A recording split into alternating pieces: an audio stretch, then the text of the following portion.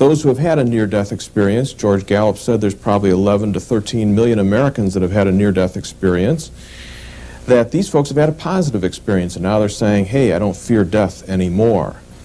But unfortunately, in the experiences that are coming forth, there are some that we would call bad experiences, hell experiences. And one of my guests is here with us. And Howard, set this up for our audience.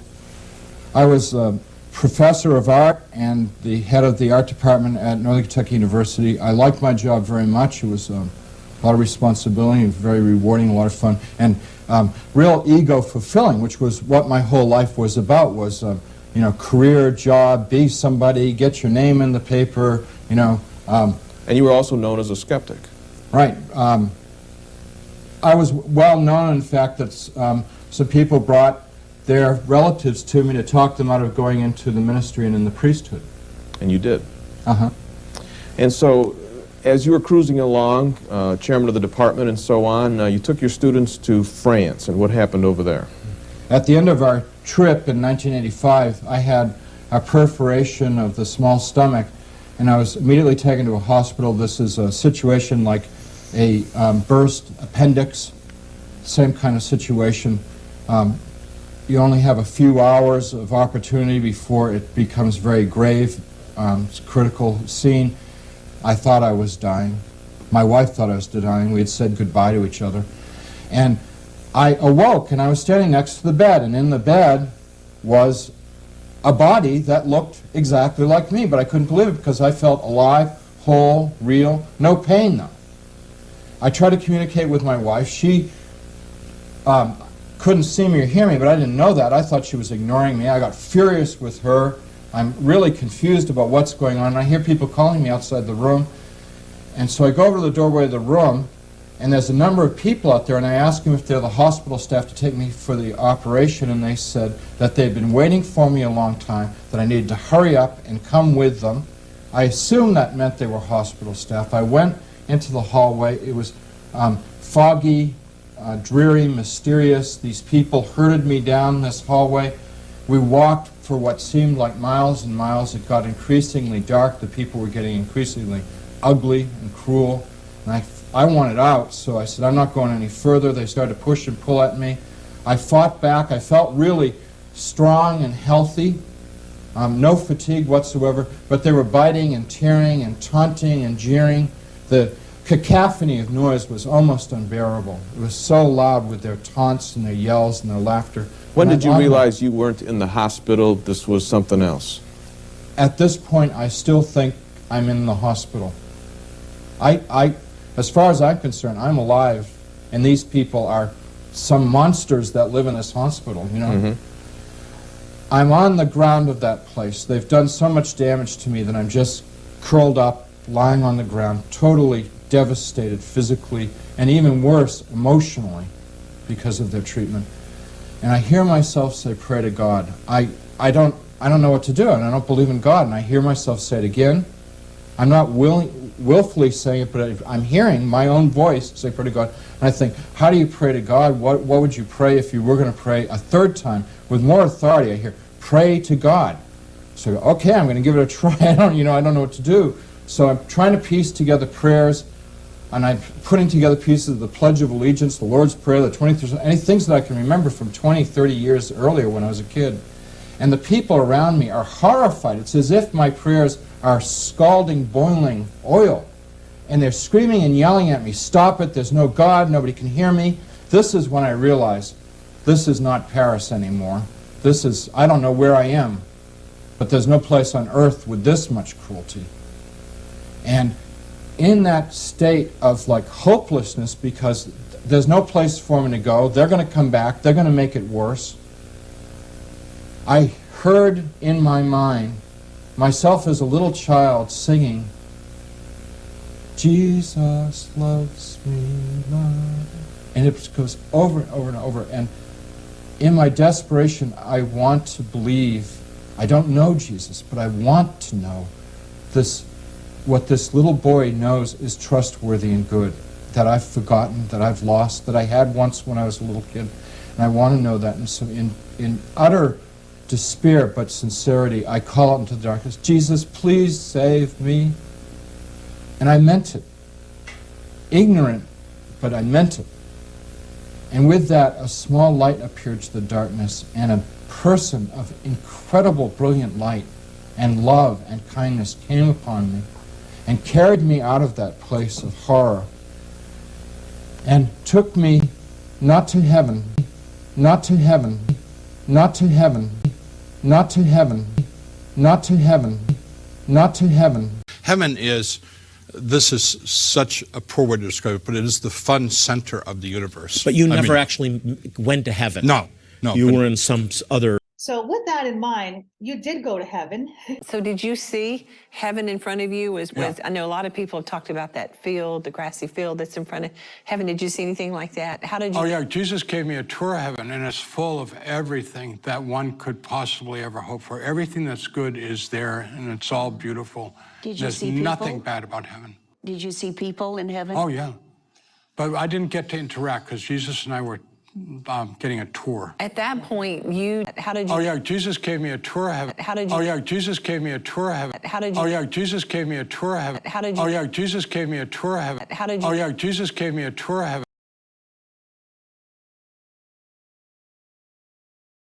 heaven. So we had a long conversation with me trying to argue to go to heaven and him convincing me that that just wasn't happening right now. And the bottom line was the final argument where he defeated me was, well, what do you want me to do if I go back? And he said, love the person that you're with. So, Howard Storm, did you or did you not go to heaven? I find that really disturbing because I really want to believe in your experience, Howard Storm. It's so beautiful to me, so wonderful, so peaceful, so loving. But you got extraordinary claims to man, extraordinary evidence.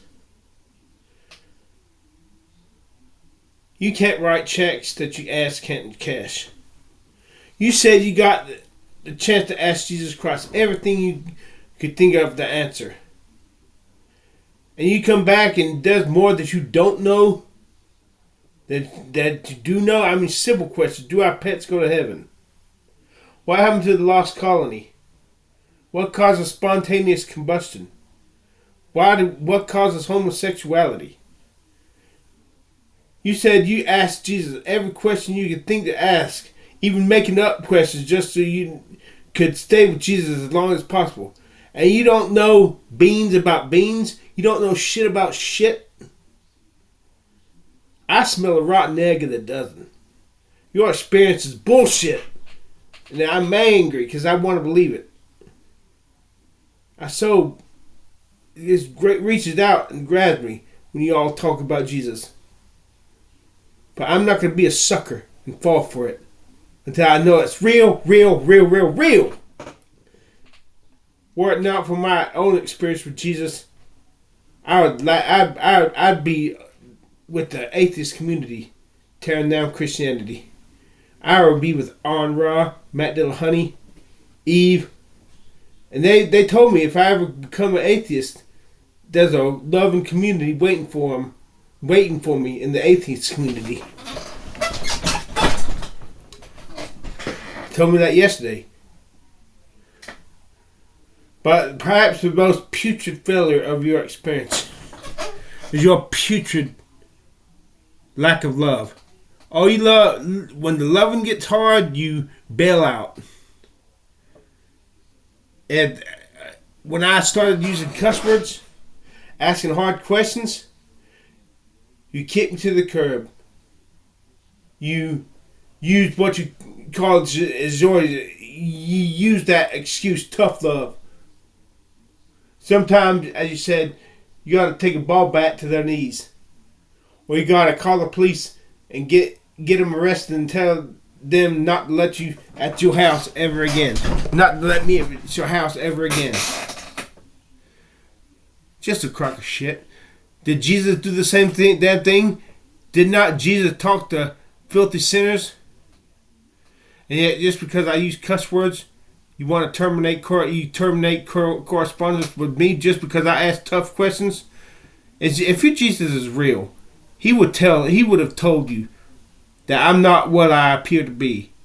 When I came on snarky, angry, cussing, hateful, he would have told me that was he would have told you that was a front.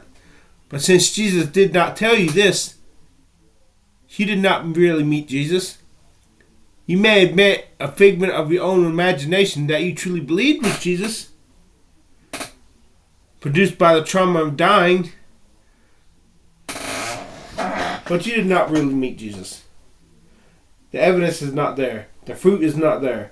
Your putrid lack of love tells me everything that I don't want to know, but I need to know. Now I'm angry. I curse you. Why are you unable to show me love? Why? That's all I want. Because I'm too hard a case. You throw me to the wolves and you use that as the excuse, tough love. Oh, that's a cop-out. That's a fucking cop-out. You said it in another video. You don't invite toxic people into your home. Would Jesus exclude somebody? Well, Jesus refused to help King Herod, and King Herod wanted help. So I guess even Jesus has people he will not show love to. Why should I give my all to Jesus and be one of you Christian losers when I can believe in Jesus and be saved, do just enough to get by and go out and enjoy my life, party, without committing adultery or fornication. But party, live it up, commit gluttony, fulfill my dreams, become a rock star. Hey, Tim Tebow is a Christian, but he was a football star. Alice Cooper is a Christian, but he's a rock star. Why the hell can't I? I want to be a Christian like Tim Tebow or Alice Cooper. I don't want to be some Christian that's going to be called a retard until I know that this I'm not being taken for a ride by Christianity. Or by and that Jesus is not going to throw me to the wolves.